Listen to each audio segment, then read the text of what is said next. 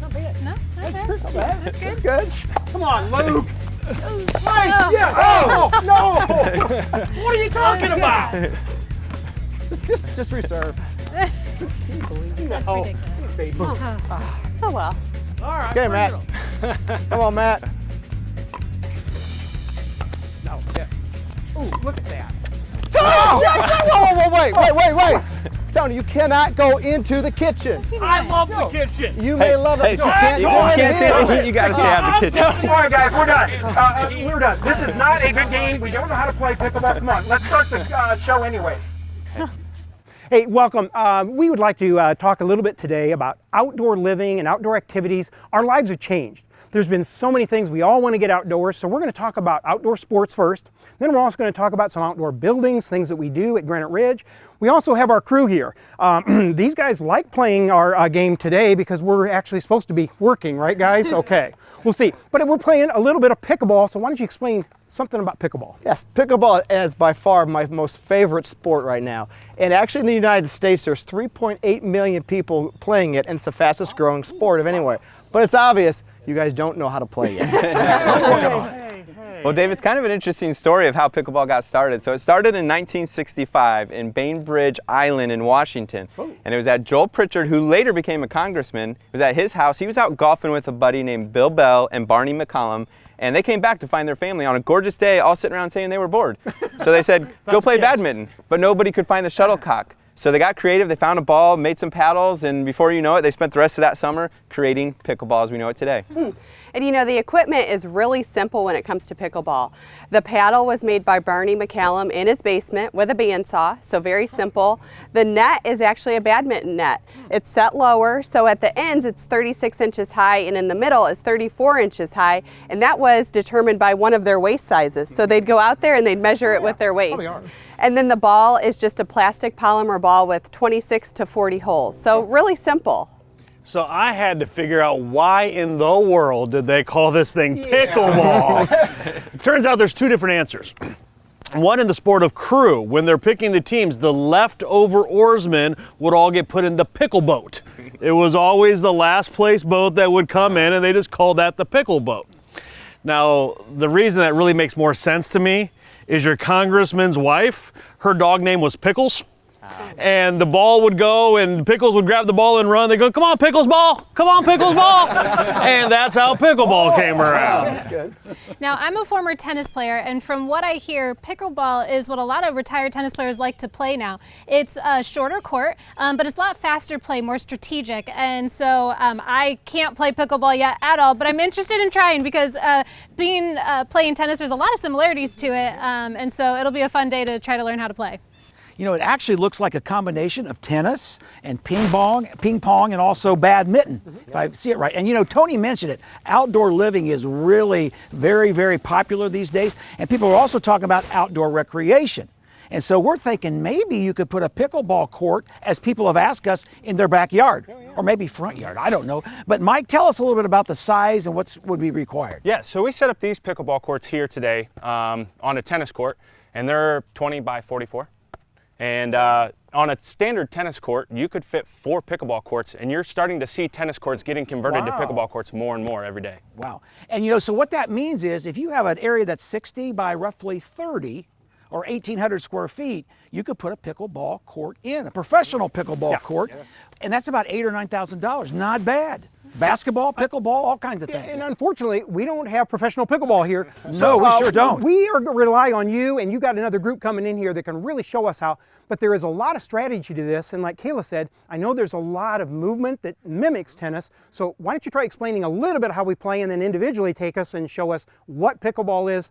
And I guarantee this will be really interesting to our audience. The pickleball itself, there is a lot of strategy of pickleball, there's no doubt about it. But there's a couple basic rules. First, one of the big differences is that you have to have your serve underhanded. You can't do overhand like tennis. So it has to be an underhand serve, right?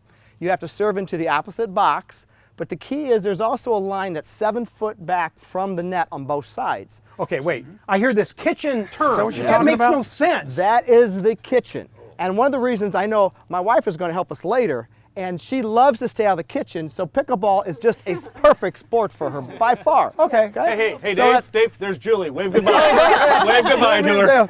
But anyways, it is a great sport for that. And then also a lot of strategy. Another big key term for pickleball is called a dink. Ooh. A dink is you try to just barely get over the net to force somebody to come into the kitchen and not thinking that they're getting into the kitchen. That's Lonnie's my favorite shot, I think. I love that. I like I that love one. that Big shot. Okay, so this kitchen thing. Tell me again why we have to stay out of the kitchen. We cannot stand in the kitchen, or Well, we cannot play in the kitchen. The whole story goes, one of the congressmen was a rather large gentleman. He was around 6'4", 6'5". And when they first started playing, they would hit the ball at him and he would get right up the net, and 6'4", 6'5" would just slam the ball back down. So they said, not to have a big advantage, especially for a bigger gentleman, they had to stay back behind the line and behind the net so he couldn't hit the ball quite I as think the hard. original court that they had was a badminton court, and that was 6'6". This is actually 7 foot behind, correct? Yes, 7 foot behind the net on both sides. Okay, and I also heard there's something called an ernie. What's an ernie? There's a term. Yep, there's a couple different terms. An ernie is basically you're going to try to catch a partner or your opponent, I should say, off guard. Okay, so the opponent is supposed to, when you're serving, the opponent is going to stand up on the opposite side, the opposite box of you. They're going to stand up close to the line. What you try to do is you try to, instead of serving into the box where you're supposed to serve, you try to hit it at your opponent and hit them first. Oh, interesting. I'll tell you what, let's go ahead and teach a few of these people how to play, and I think our audience is going to find this really, really interesting. All right, everybody grab your pickleball mallet and also your pickleball, and let's play. Sounds good. Do it. So you get taxed on that earnings? Very funny.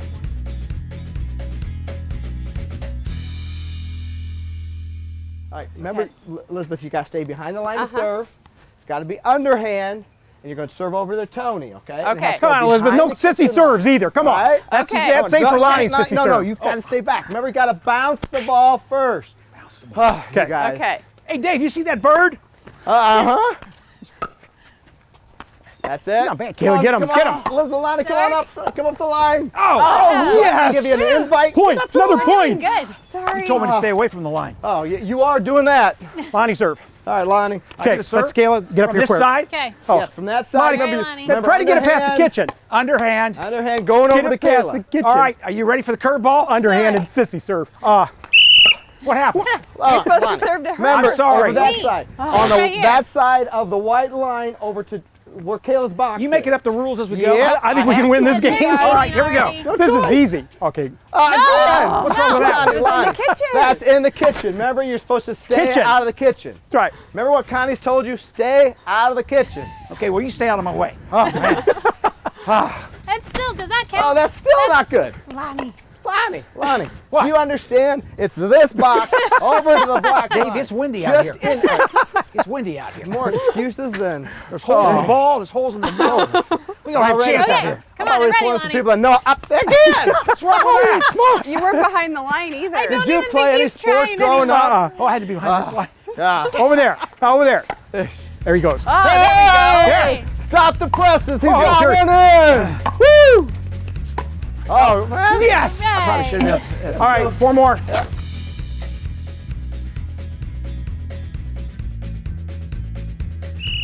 Lonnie and Tony, enough is enough.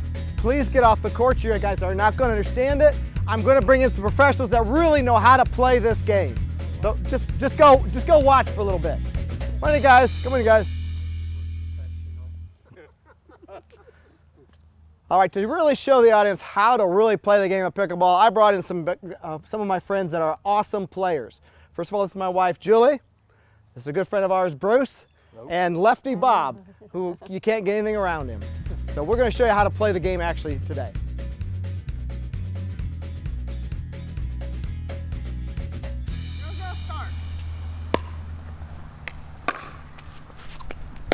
Yours. Shot. Nice shot. There you go. You got it? I got you. Oops. Hi. Nice hands, good hands. I know, really.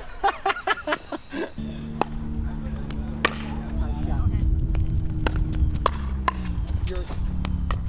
Great shot. Good shot. Thanks. Welcome to Between the Studs. We are Granite Ridge Builders, custom builders serving northern Indiana, northwest Ohio, and also parts of southern Michigan. We have been building custom homes for almost 2 decades, and we're really passionate about what we do.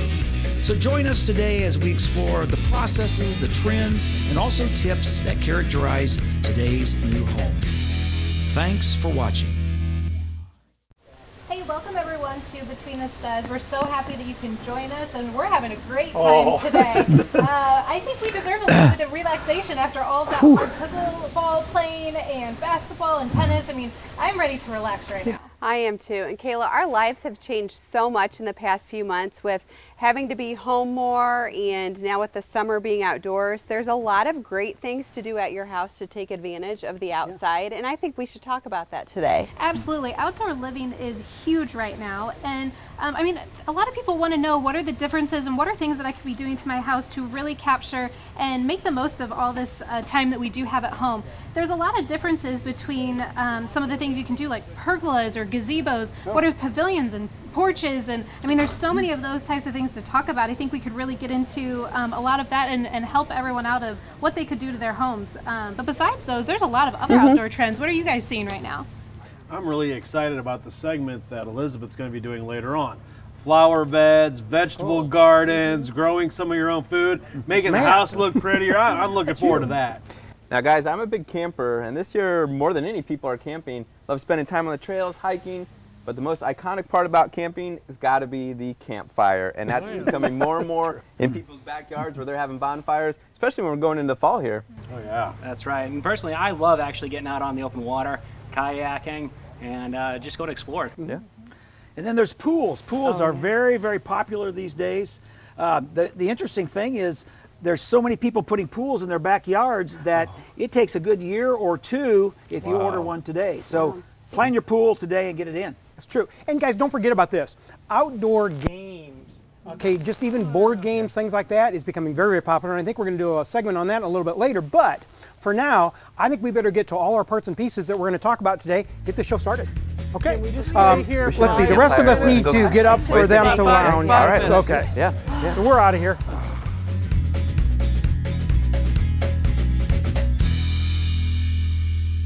You know, Tony, the game of pickleball has a kitchen, but that's nothing compared to the outdoor kitchen we've got here, is it? And you know, the beautiful thing is we're allowed in this kitchen. We weren't allowed in that pickleball kitchen, and this kitchen here has everything, even though we're outside. You know, we're talking about porches and verandas, et cetera, outdoor living. More and more people are saying, I want an outdoor kitchen, which includes all kinds of appliances.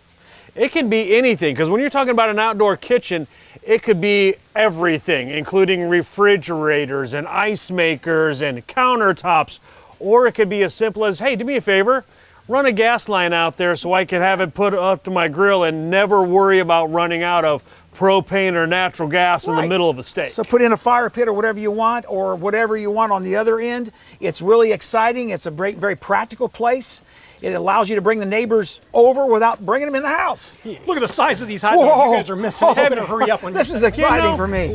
Whenever they decide to eat, they decide to make us talk. I think they want to get their food first. It's time to eat. Bye.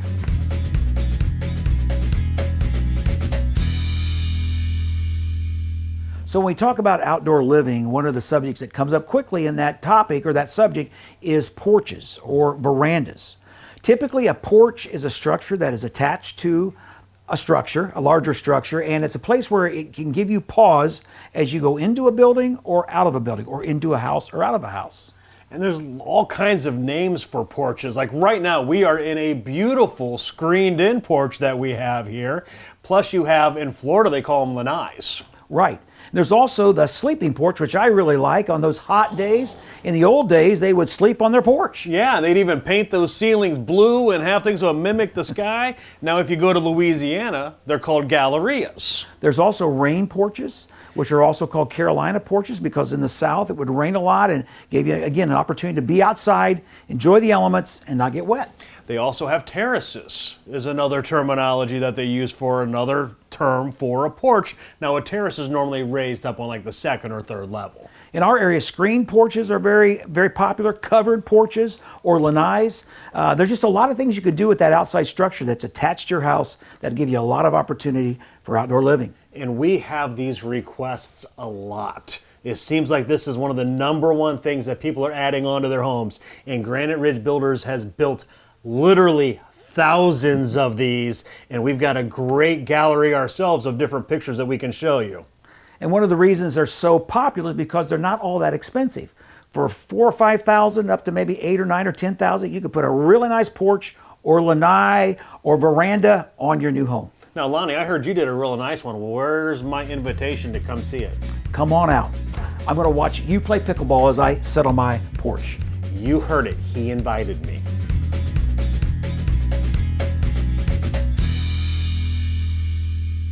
Well, we've done a lot of shows and segments on covered verandas in the past, and today we're going to talk a little bit about pavilions.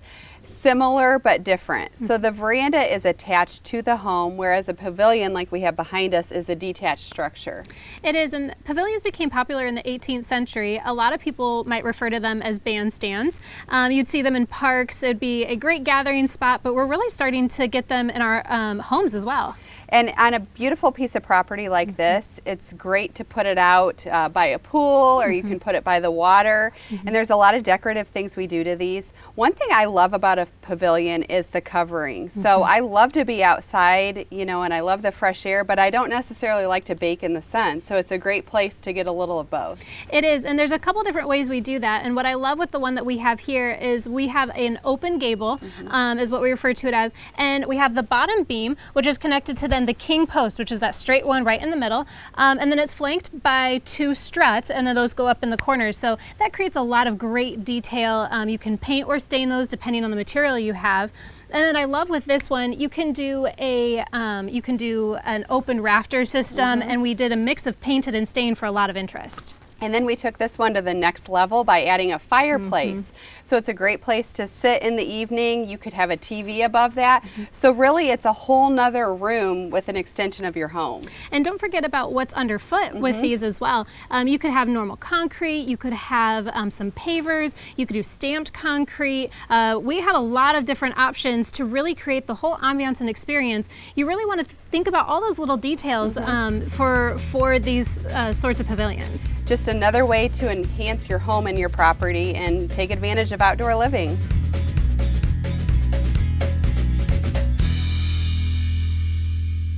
Another outside feature, or I should say structure, that is really, really popular is the gazebo.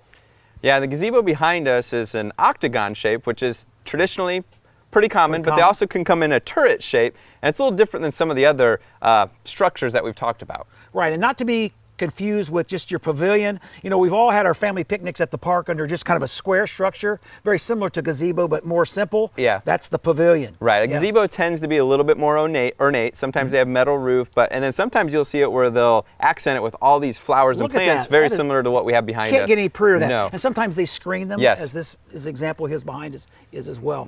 And then I noticed there's like 2 roofs on this one, and that band between the 2 roofs, tell us about that. Yeah, so that 2 roofs that you see there, we actually call it a 2-tiered roof. And it's where we have a broken portion of the roof that is then raised on a wall. And that's what that small portion is, it's a wall. Sometimes it's enclosed like the one you see here, but sometimes there can be windows or it's open air. And we refer to that as clear story? Clear story, yeah, and it's an important architectural feature, especially with some of the modern homes that we're building. There's some roof vaults that allow us to have a clear story window, and they serve a couple different purposes. And also, if you go back into ancient architecture, some of the churches, like all through Eastern Europe, for example, they have these windows in the basilicas, as they call them, up above, that provide passive light, sometimes air, and we call that also a clear story, window, for example. And Lonnie, you mentioned, back in history, but just here, right up the road from where we're at now, in Riverside Gardens, kind of between Graybo and Leo there's some perfect gazebos out there that have that 2-tiered roof with a clear story, and that one's open air.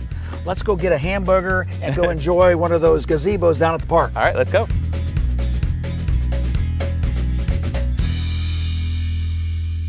Pergolas, arbors, trellises. They're all similar, but they are different. We're going to explain a few differences between these three. So my favorite one is probably the pergola, which is what's behind us here. So a pergola is typically supported by 4 columns, and it has an open top with an open rafter system. Now this one we put a little different twist on because you can dress your pergola up. So there's some draping on this, which makes it really pretty. Also a bug shield. So this is a hot tub here, so you have a little more privacy at night. What I love when people do with pergolas, sometimes they have vines growing up and you have greenery just completely surrounding it. There's full walkways with pergolas surrounded by greenery, which makes it a really great ambiance. Now typically a pergola is a freestanding unit, but you will see sometimes they are attached to a home. Now next that leads us into an arbor. One difference with the arbor is it has 2 supporting sides and then usually it has an arched top. The other feature I typically like with an arbor is sometimes you see benches on the inside of those supports on the side. Then there's also trellises, and trellis is a side that's typically lattice, sometimes open on the top as well. And this you usually see in a garden. It's more decorative, and again you'll see some climbing flowers and different things growing throughout that. So they're all very similar, but they are different. Now these are great additions to add to your outdoor living spaces. It's all about outdoor living, enjoying the environment that we have here, so think about considering one of these 3 awesome additions to your home.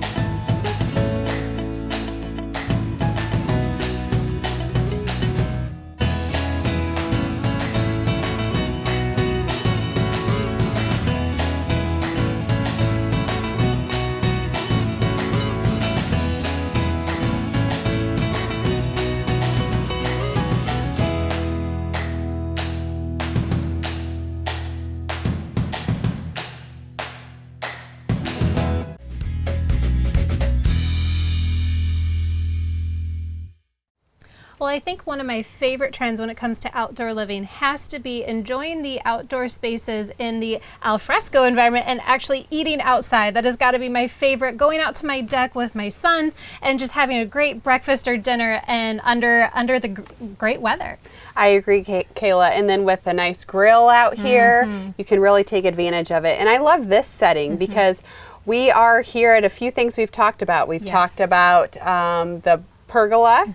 And I know we want to talk a little bit about the railing. We're here on a deck, so there's a lot of ways to experience the outdoor living. Absolutely. I love this railing here. There's so many different options that you have. You can do a standard treated wood deck and rail. You can do glass railing, which is great for lake homes. If you have a wonderful view, that is definitely the best there. But the best trend I've seen lately is the cable. It's something you don't really see, and so you have a lot of great view that you can see beyond that. That's true, Kayla. And we have some great things coming at Granite Ridge Builders. We are so excited.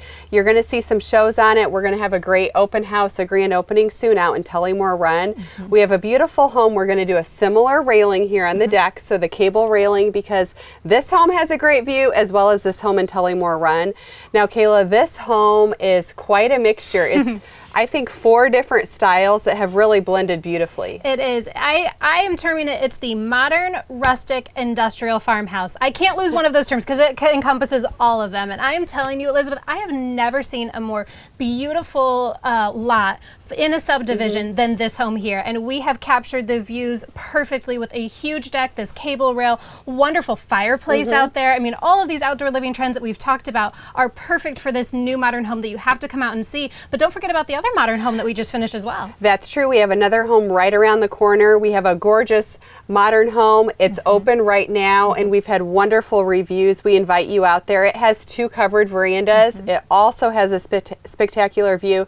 These are both in Tullymore Run. This is in Leo, the old Cedar Creek Golf Course. We are so excited because you're definitely going to find many things you want to incorporate into your next new home. Well, I'm definitely ready to enjoy the spread we have here. I mean, yeah, I'm going for a cookie. Okay, well, I guess I'll go for the grapes.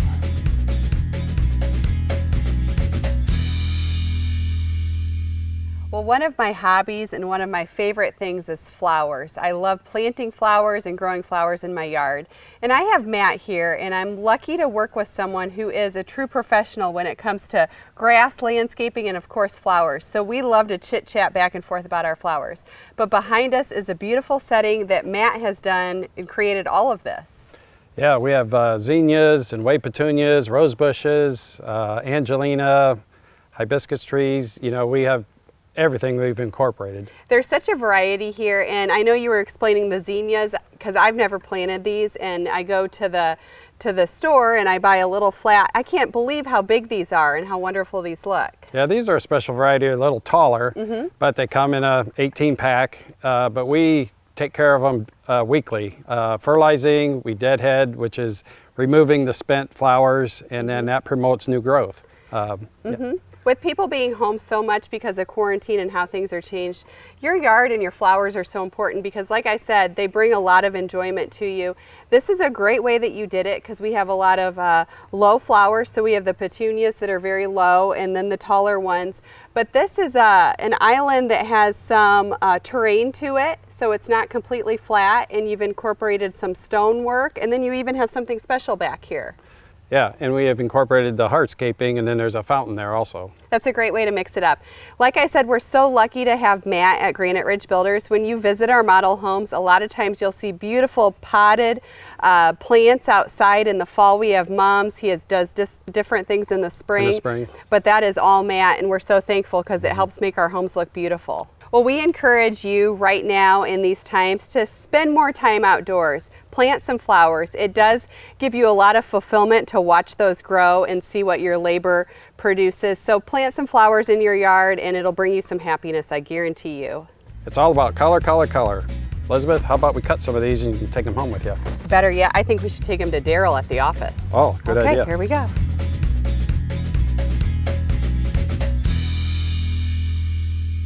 Be careful. Be careful. Don't breathe. Guys, I thought this show was really fun. I mean, not only did we learn how to play pickleball, but there's so many different ways to do outdoor living. This was a great show. We had a lot of great ideas. It's so nice being out in this beautiful weather, a lot to take advantage of. Probably my favorite part was the flowers and gardens. They bring, for me, so much happiness with all of the color and seeing the growth. That's probably the highlight of outdoor living to me. And I agree, this was a very important show because today we're putting verandas on 70–80% of the homes that we're building right now. Yeah.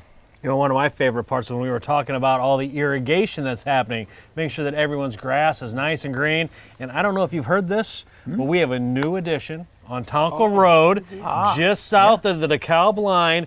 Irrigation and water softener is included in the lot price. Yeah. So in July, all the yards in the entire addition will be green. And I think you're already taking lot deposits, so you might want to give a call on that. Kayla, would you go ahead and close for us? Absolutely. Thank you so much for joining us today. If you'd like to learn a little bit more about who we are, what we do, and why we do what we do so well, please give us a call, visit our website, or even better yet, come in our front door. We'd love to meet you. Are they really doing this? No, You know, This ain't gonna happen. I couldn't pay attention to the clothes because I was watching them. No. Uh-oh. No. You actually I got it think I out. won then, right? It was your turn. All right, you guys got to clean that up. Okay. Okay, guys, come on, faster. Are you sure? All right. No, you can do better than that. Come on. More? Ah! Oh, shoot. Gosh darn it.